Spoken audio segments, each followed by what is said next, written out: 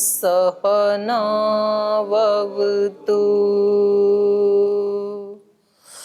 सहनौ भुनक्तु सह वीर्यङ्करवावहै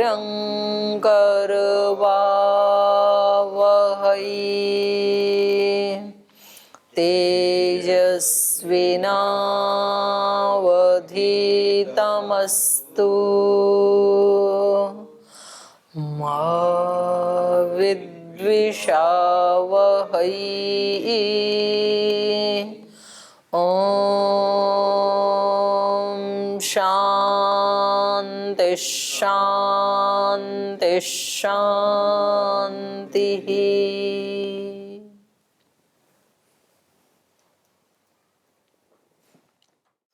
न्याय दर्शन के द्वितीय अध्याय का प्रथम आह्निक और प्रत्यक्ष की परीक्षा चल रही है।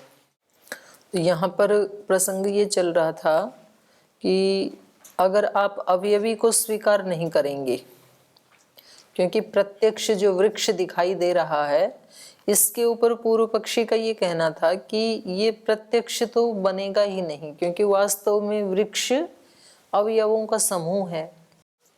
तो इनका ये कहना था कि यदि आप उसको अवयवों का समूह मानेंगे तो उसमें ये दोष आएंगे कि ना तो उसका कोई परिमाण हो सकता है, क्योंकि जो सूक्ष्म परमाणु हैं उसकी इयत्ता का अवधारण हम नहीं कर सकते, आंखों से दिखते नहीं है ना हमें। और दूसरा दोष क्या आएगा, एक संयोग। अगर आप उन परमाणुओं में संयोग नहीं मानोगे, संयोग मानोगे तो संयोग होते ही अवयवी की सिद्धि हो गई। और यदि आप उनको ऐसे ही अलग अलग परमाणु मान रहे हैं, संयोग नहीं मानते हैं, तो संयोग के बिना ना द्रव्य की उत्पत्ति होती है, ना गुण की होती है, ना कर्म की होती है।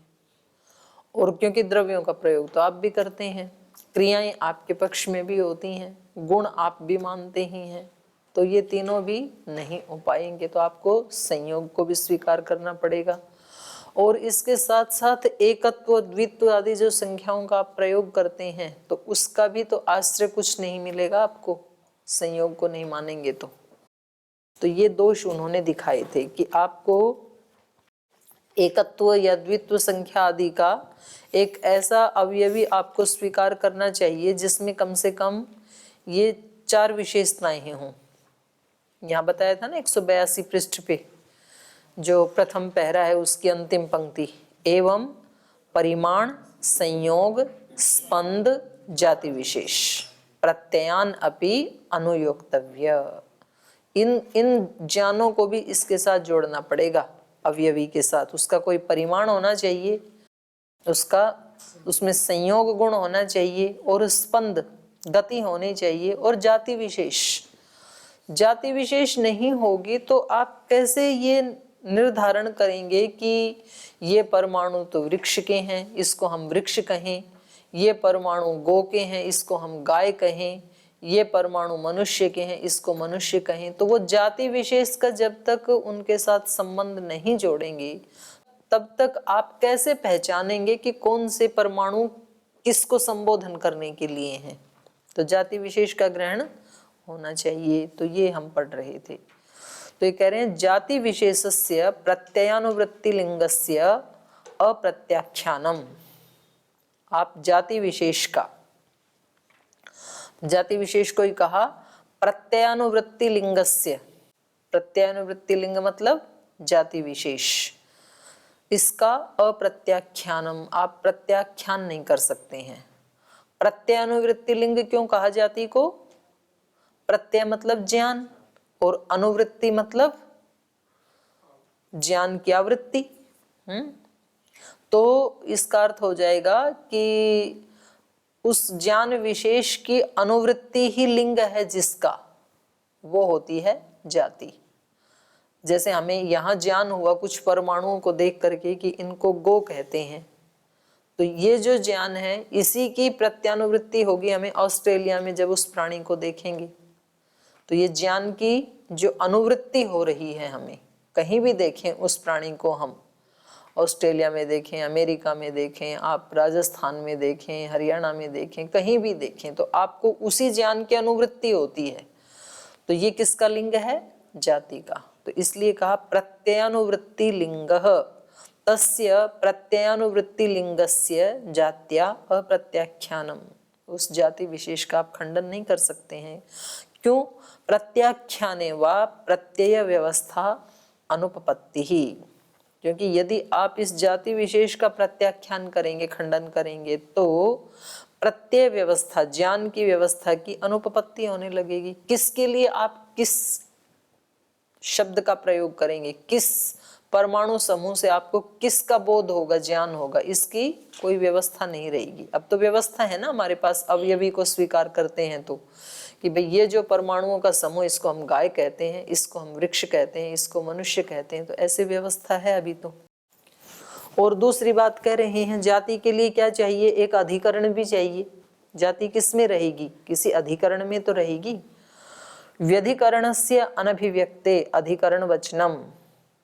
कह रहे हैं व्यधिकरण, व्यधिकरण माने बिना अधिकरण के, निराश्रय तो अनभिव्यक्ते है, अभिव्यक्त नहीं हो पाएगी जाति बिना आश्रय के, इसलिए अधिकरण वचनम, उसका कोई अधिकरण भी होना चाहिए, और अधिकरण तो अवयवी ही हो सकता है। तो उसी को बता रहे हैं अणु समवस्थानम विषय इति चेत। ये कह रहे हैं कि जो परमाणुओं का अवस्थान है, माने अणुओं का जो पुंज रूप है, ढेर है, उसको ही मैं इसका विषय मानूं तो, जाति के रहने का अधिकरण अवस्थान मानूं तो कह रहे हैं यहाँ पर प्राप्त्या प्राप्त सामर्थ्य वचनम, माने वो जो अणुपुंज हैं उनमें चक्षु इंद्रिय से जाति की प्राप्ति होती है या बिना चक्षु इंद्रिय के गृहित हुए ही जाति की प्राप्ति हो रही है, इसके बारे में सामर्थ्य वचनम, आपको मतलब वो दर्शन किस में समर्थ है ये आपको बताना पड़ेगा। दो हो गया ना, क्योंकि ये केवल अणु मान रहे हैं तो वो तो दृष्टि से दिखाई देते नहीं है, चक्षुगोचर नहीं है वो। अगर आप उसकी अप्राप्ति में ही कह रहे हैं या प्राप्ति में कह रहे हैं, दोनों में से किसको आप कह रहे हैं? किम अप्राप्ते अणु समवस्थाने तद आश्रयो जाति विशेषो गृह्यते अथ प्राप्ते इति।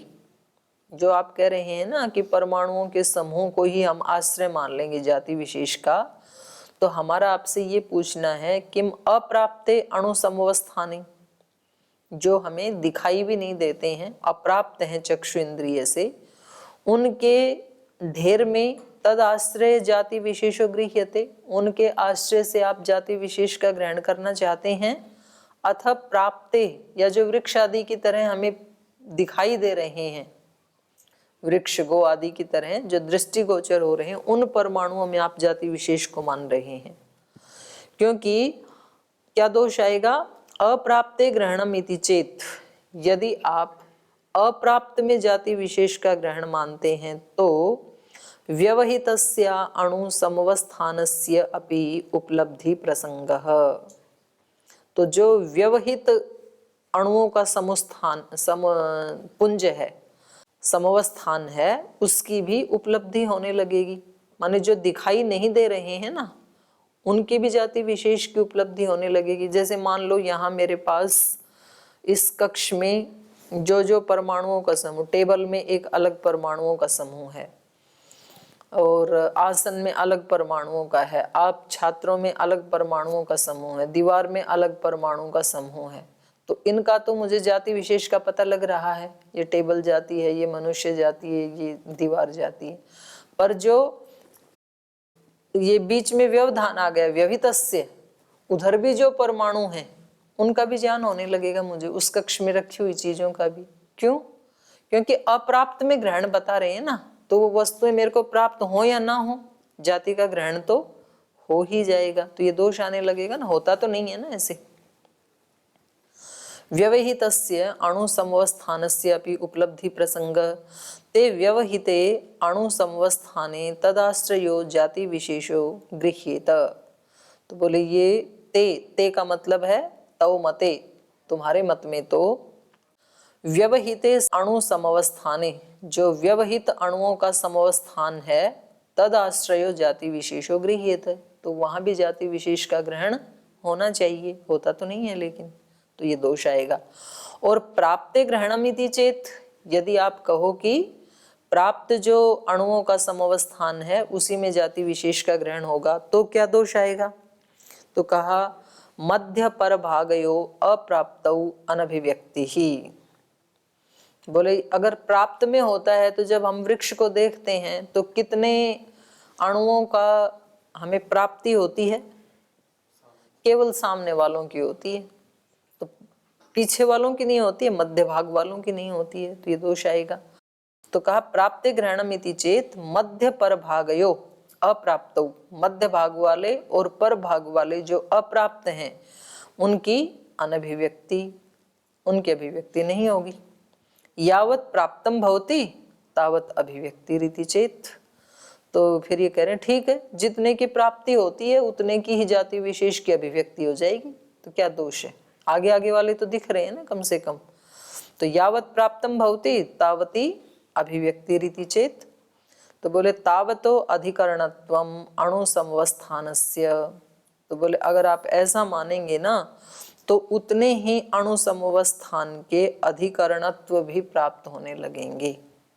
मतलब जब आप वृक्ष को सामने से देखेंगे तो इतना ही वृक्ष जो प्राप्त हो गया आपको परमाणुओं का पुंज, तो एक वृक्ष ये हो गया। फिर आप इस साइड से जाके देखेंगे तो वो उधर से दिखेंगे, तो एक वृक्ष वो हो गया। फिर पीछे जाके देखेंगे एक वृक्ष हो गया।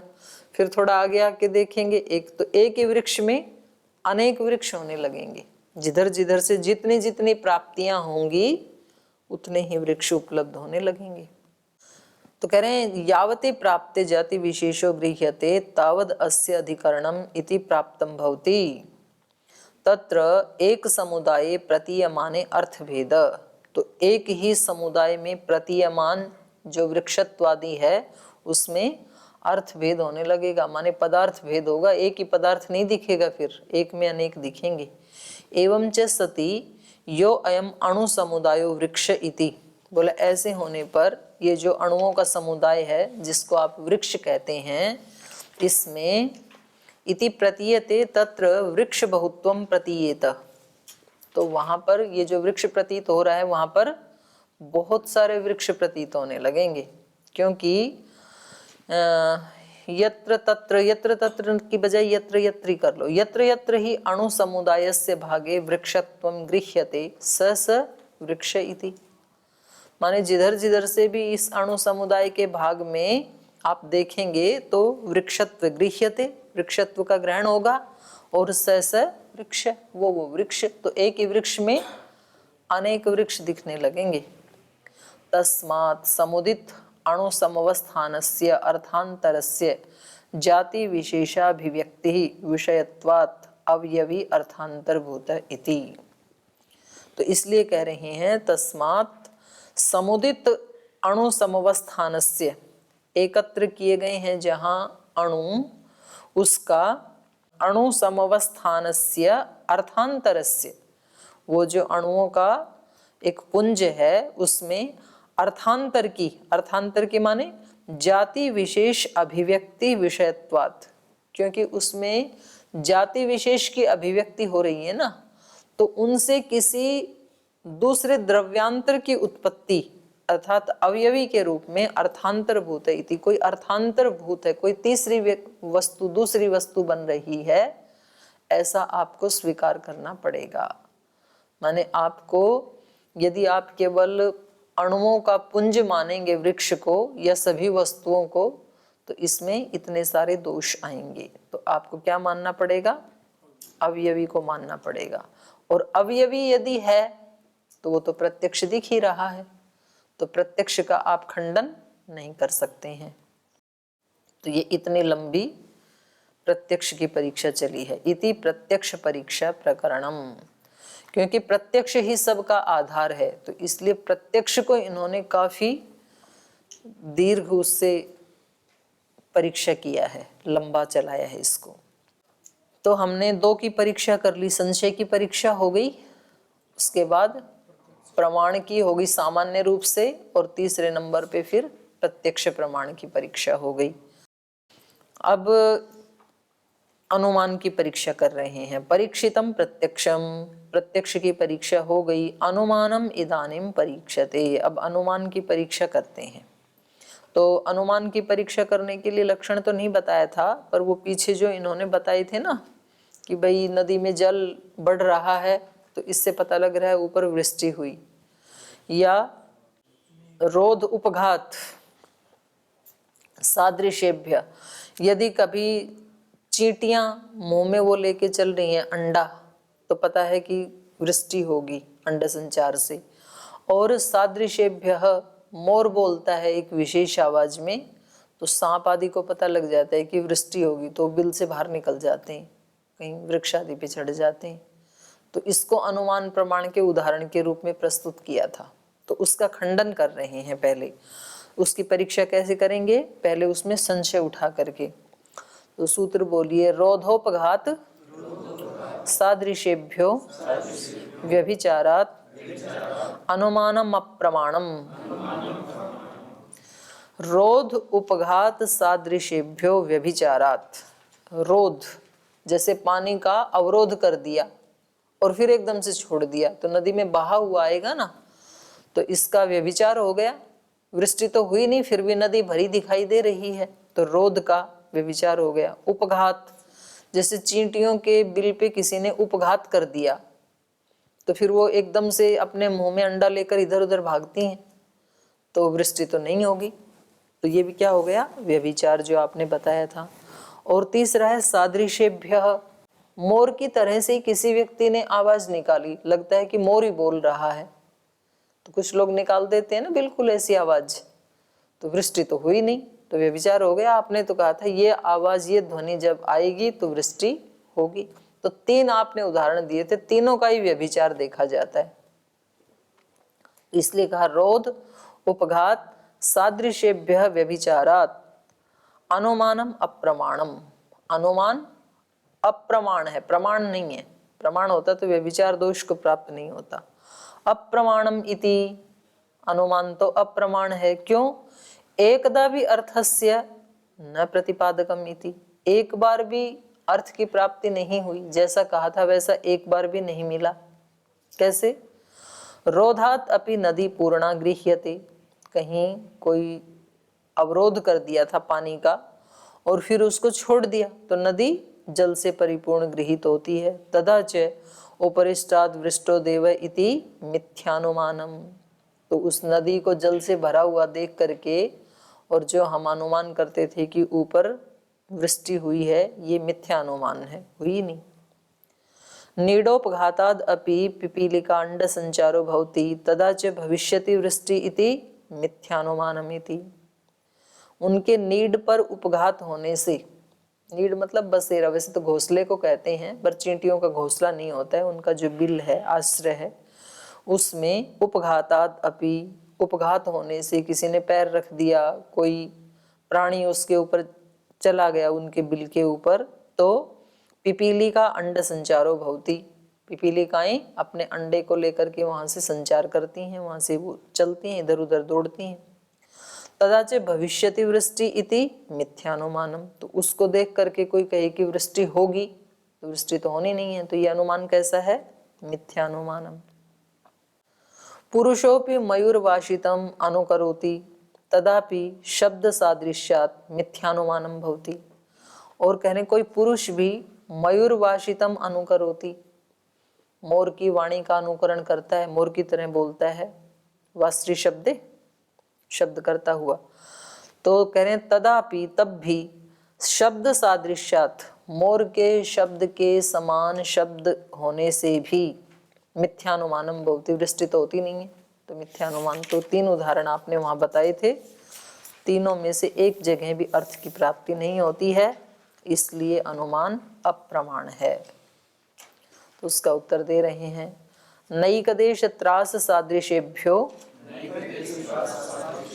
अर्थांतर भावात, कह रहे हैं न, ऐसा नहीं है, क्योंकि एक देश त्रास सादृश्येभ्यो अर्थांतर भावात, बोले आपने नदी में एक देश का सादृश्य देखा, केवल जल तो बढ़ गया, पर जल के साथ साथ वृष्टि होने पे और भी तो चीजें आती हैं ना, उनका ग्रहण किया नहीं आपने।